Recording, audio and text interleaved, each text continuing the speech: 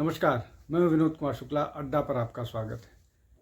आज कैबिनेट ने सेंसस के साथ जातीय जनगणना की भी मंजूरी दे दी। अब इसको लेकर के बहुत सारी बातें हो रही हैं। विशेष रूप से जो कांग्रेस या विपक्ष का धड़ा है वो ये कह रहा है कि सरकार जो है वो राहुल गांधी के सेंसस के डिमांड पर झुक गई या उन्हीं की बात मानने के लिए तैयार हो गई। और एक और बात कही जा रही है कि पॉलिटिकल बात कि जो लोग ये बात कह रहे थे बटेंगे तो कटेंगे, अब क्या उनका स्टैंड है, चूँकि इसमें तो जातीय जनगणना में सभी जातियों का की जनगणना होगी। इस पर कई सारे पक्ष हैं, लेकिन इसमें जो सबसे महत्वपूर्ण बात यह है कि क्या ये सचमुच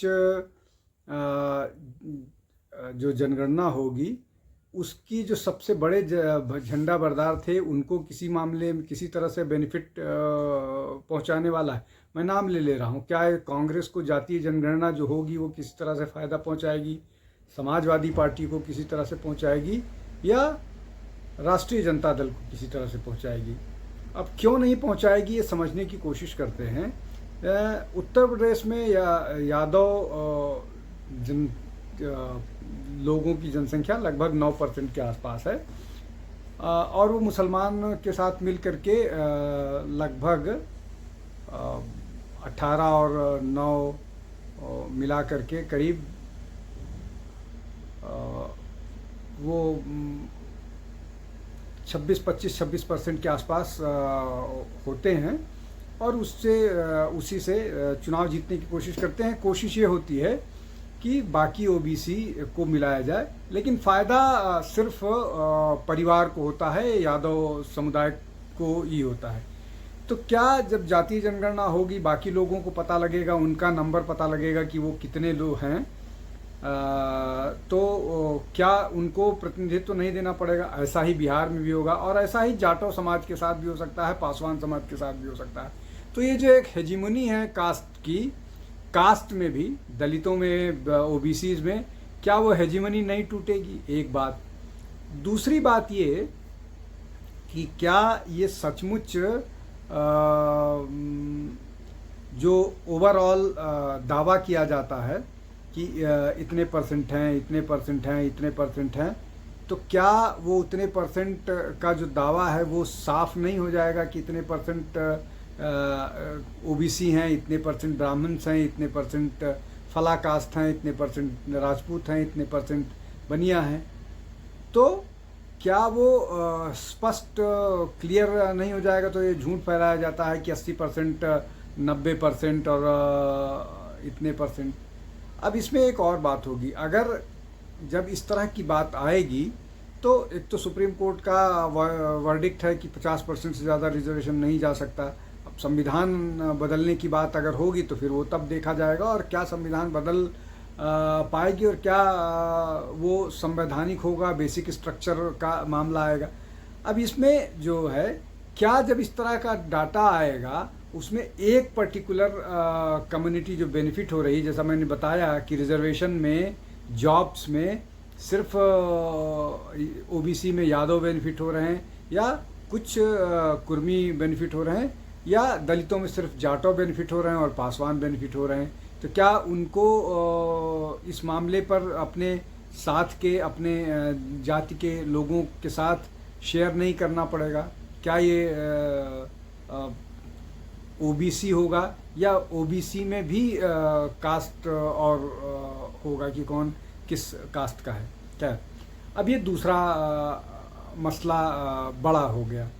तीसरा जो सबसे महत्वपूर्ण मसला है कि इस मामले में कास्ट रिजर्वेशन को लेकर के जो इनका दृष्टिकोण था बाकी राजनीतिक दलों का, क्या वो अब ये बात लोगों तक ले जा पाएंगी, या उनका जो चुनावी पूरा का पूरा मुद्दा था उसको भाजपा ने उस पर पिन प्रिक कर दिया, उनके गुब्बारे को फोड़ दिया?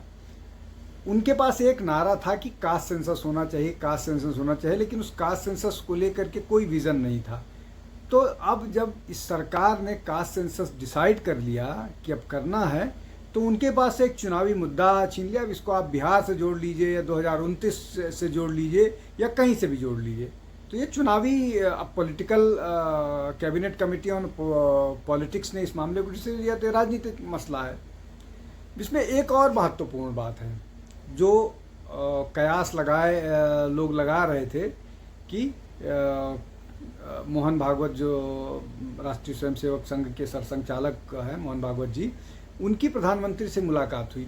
तो क्या इस मामले में राष्ट्रीय स्वयंसेवक संघ के सरसंघचालक मोहन भागवत जी ने प्रधानमंत्री को इस मामले में गो अहेड जैसी बात कही, या उनकी सहमति दे दी, या उनकी संस्तुति हो गई? जो बात अभी बेंगलोर में जो राष्ट्रीय कार्यकारिणी की बैठक हुई थी प्रतिनिधि सभा संघ की, वहाँ पर दत्तात्रेय होसबोले जो सर कार्यवाह हैं, उन्होंने बोला था कि उनको कास्ट सेंसस को लेकर के कोई असहमति नहीं। तो ये कुल मिलाकर के जो बीजेपी का अपना जो संघ परिवार का पूरा वो है, वहाँ से इसको सहमति मिली है। क्या ये एक बार फिर विपक्ष के लिए मुश्किल वाला तो नहीं होने वाला है बिहार के लिए या 2029 के चुनाव के लिए, और आगे की रणनीति, आगे की राजनीति के लिए ये उनको मुश्किल होने वाला है? इसलिए कि इस पर भी निशिकांत दुबे ने बहुत साफ बात कही थी कि जो लोग कास्ट सेंसस की बात लगातार कह रहे हैं, कास्ट सेंसस के आने के बाद उनको मुश्किल होगा। वो जिस जाति का धौंस जमाते रहे हैं, उस जाति के ताकतवर होने का मिथ टूटेगा। और मुझे लगता है संघ, बीजेपी से जुड़े संगठन इसको जानते हैं और इसीलिए ये निर्णय लिया गया है। अब ऐसे समय पर इस निर्णय का आना, जब देश में तनाव है विदेश उसको लेकर के, निश्चित तौर पर बहुत सारे लोगों को डाइवर्ट करते हुए लगा, लेकिन ये अपने आप में एक इस तरह का डिसीजन है जिसके लॉन्ग लास्टिंग इम्पैक्ट होंगे। आज के लिए बस इतना ही। बहुत बहुत धन्यवाद। नमस्कार।